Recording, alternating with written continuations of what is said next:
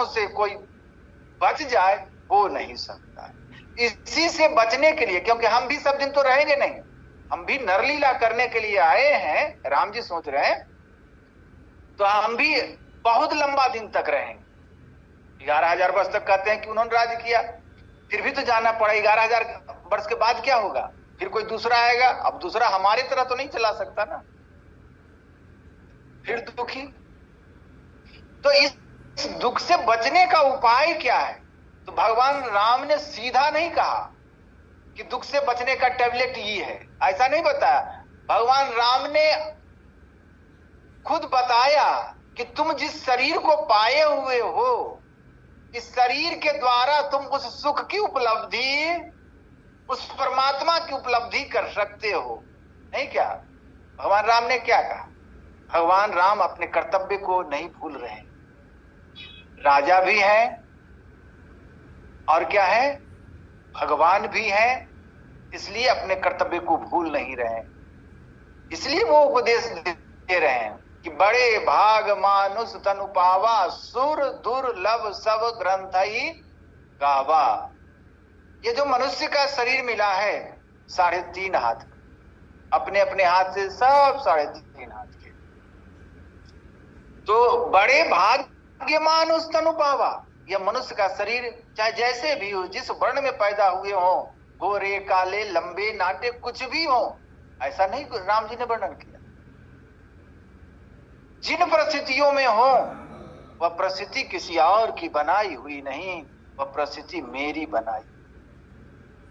हमारे कर्म से बनी हुई है हमारी परिस्थितियां।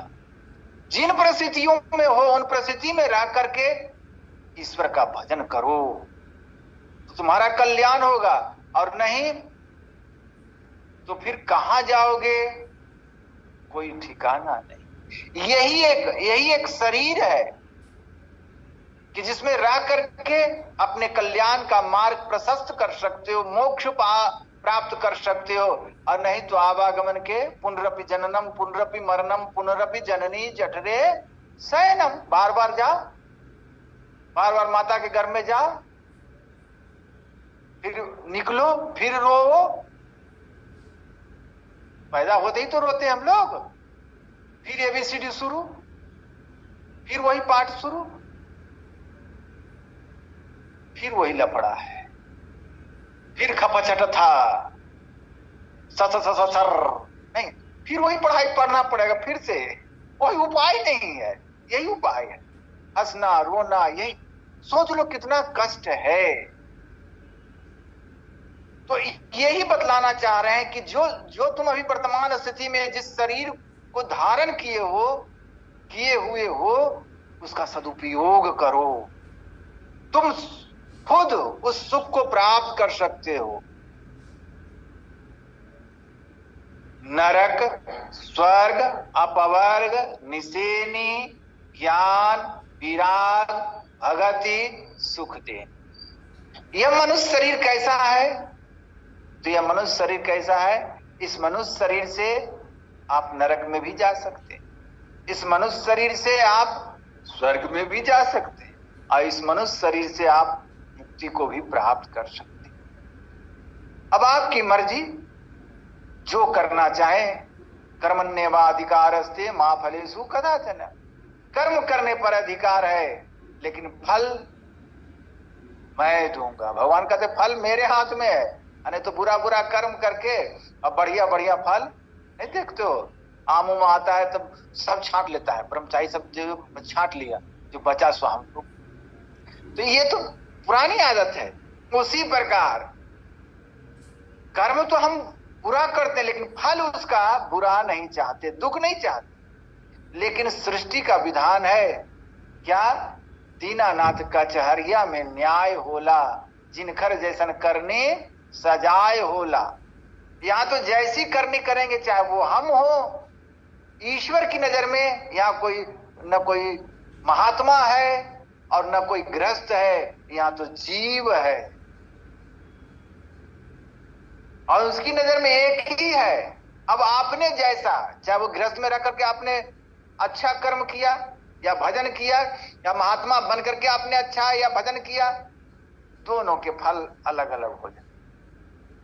इसलिए कर्म विचार करके करना चाहिए। गोस्वामी जी ने कहा, अणविचार रमणीय महासंसार भयंकर भारी।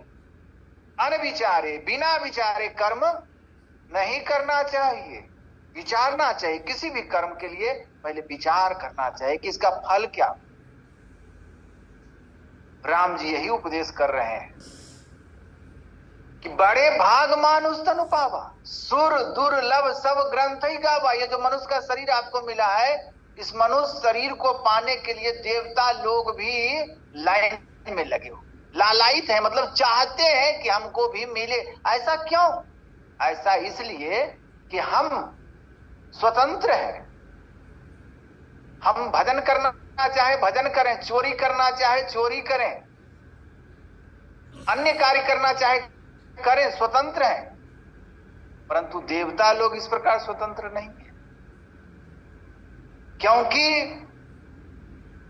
वे पुण्य के फल से स्वर्ग में जाते हैं, तो वहां वो अपने कर्मों के फल पाते हैं, यानी पुण्य का ही फल पाते हैं। यह जो मनुष्य का शरीर है, यह योग और भोग योनि दोनों है, और वो सिर्फ भोग योनि। हम योग भी कर सकते हैं और अपने अच्छे और बुरे कर्मों का फल भी भुगतान करते जाते हैं। इसलिए मनुष्य शरीर पाकर के जो देव दुर्लभ शरीर मिला है, इसका क्या उपयोग होना चाहिए, क्या सदुपयोग होना चाहिए?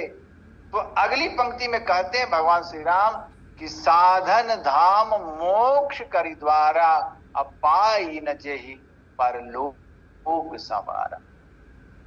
यह जो मनुष्य शरीर मिला है, यह क्या है? साधनों का धाम है।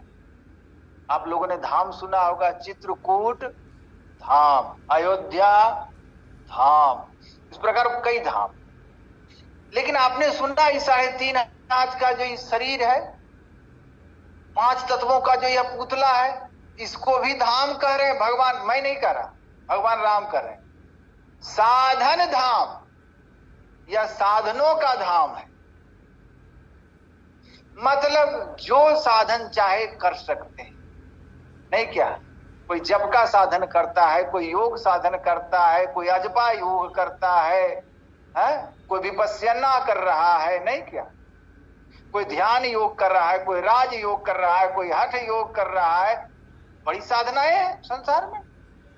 अपनी अपनी योग्यता, अपनी अपनी प्रवृत्ति के अनुसार लोग कर रहे हैं, और सबकी कामना यही है, सुख प्राप्ति। सबकी कामना है कि हम अपने दुखों से छूटें। उद्देश्य सबका यही है, चाहे उसमें जहां तक उसकी तरक्की हो, लेकिन उद्देश्य सबका यही है। तो जो साधन चाहे करें। कोई चोरी कर रहा है तो उसका उद्देश्य भी क्या है? सुख ही पाना है। दूसरा का माल लाएंगे तो अपने बाल बच्चों को चाहे बड़ा सुख से रहेंगे। कोई व्यवसाय कर रहा है, कोई नौकरी कर रहा है, तो उसका उद्देश्य भी यही, सुख पाने। तो साधन धाम मोक्ष करि द्वारा, यह साधनों का धाम है। आप देखें, भगवान शंकराचार्य ने शिव की वाणी बोली है, उसमें क्या लिखा है? मन को लय करने के कितने साधन है? 1.25 लाख साधन।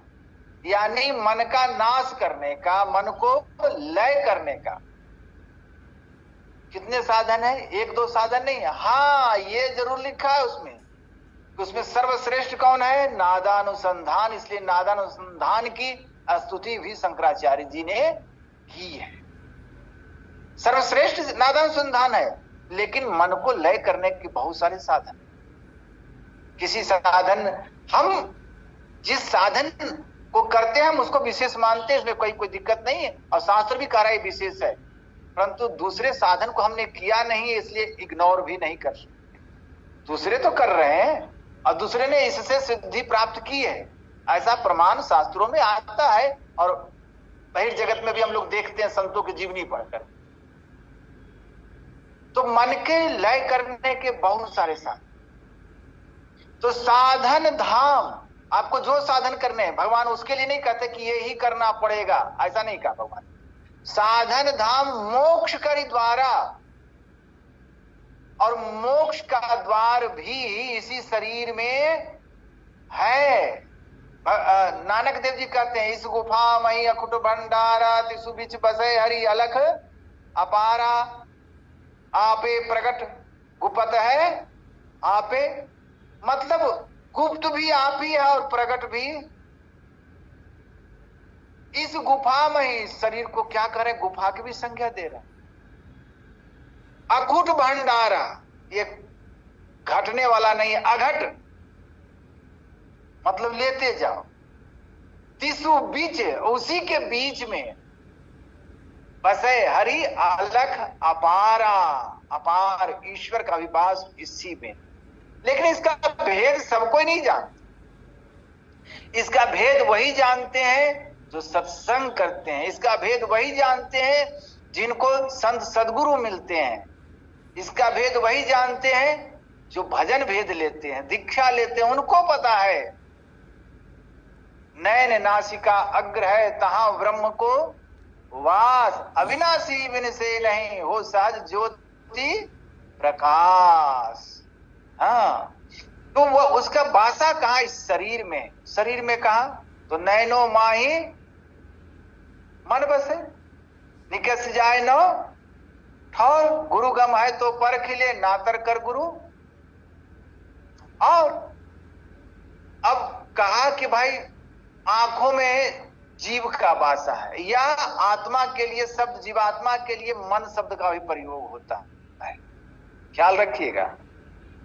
कहते हैं कि मन का वासा कहाँ है, और एक जगह कहते हैं आत्मा का वासा कहाँ है। संतवाणी में कहा ना, नयन नासिका अग्र है तहां ब्रह्म को वास, ऐसा कह रहे हैं। यहां मन का वासा कर रहे हैं, मतलब आत्मा शब्द को ही अभिहित कर रहे हैं। मतलब किस आंख में, दाएं आंख में, बाएं आंख में, कहा ना ना ना, दोनों आंखों के मध्य में जीव का वास। आंख का मतलब यह आंख के गोले से नहीं है साहब। तो ब्रह्म का वास, जिसकी आंख फूटी हुई है, जिसकी आंख नहीं है, उसका ब्रह्म का वास, उसके शरीर में ब्रह्म का वास नहीं है, ऐसा कहना पड़ेगा। हाँ, ऐसा नहीं, क्योंकि बाहरी आंख को आंख नहीं कहते, दृष्टि इसको नहीं कहते, देखने की शक्ति को दृष्टि कहते। और वेदांत में इसको आंख नहीं कहते, इसको आंख का क्या कहते हैं, गोलक कहते हैं। ये तो गोलक है, इसके माध्यम से हम सिर्फ देखते हैं, यह आंख देखने की शक्ति अंदर है। तो इसलिए दोनों आंखों के मध्य में, जिसको भ्रुवोर मध्य आज्ञा चक्र, हाँ कहते, बहुत सारे नाम है, शिवनेत्र है, स्टर्न स्टार है, बहुत सारे नाम है। तो जीव का वासा यहां है। इसलिए गुरुदेव ने क्या कहा, मन तुम बसो तीसरो। अब यहां क्या कह रहे हैं, मन को कह दिया। देखो, इसीलिए कंफ्यूज हो जाते हैं लोग, कहीं मन कहते हैं, कहीं आत्मा कहते हैं, कहीं बात में समझना पड़ेगा। मन तुम बसो तीसरो नैना, मां ता से चल दी जोरे, स्थूल नयन निज धार दृष्टि दो सन्मुख जोड़ो रे। नहीं क्या, जोड़ी जकड़ी सुमन में बैठो गगन उड़ी जोरे। उड़ने का साधन भी बता दिया, कैसे उड़ोगे। अब क्या, तो इसलिए इसका साधन इसी शरीर में होगा।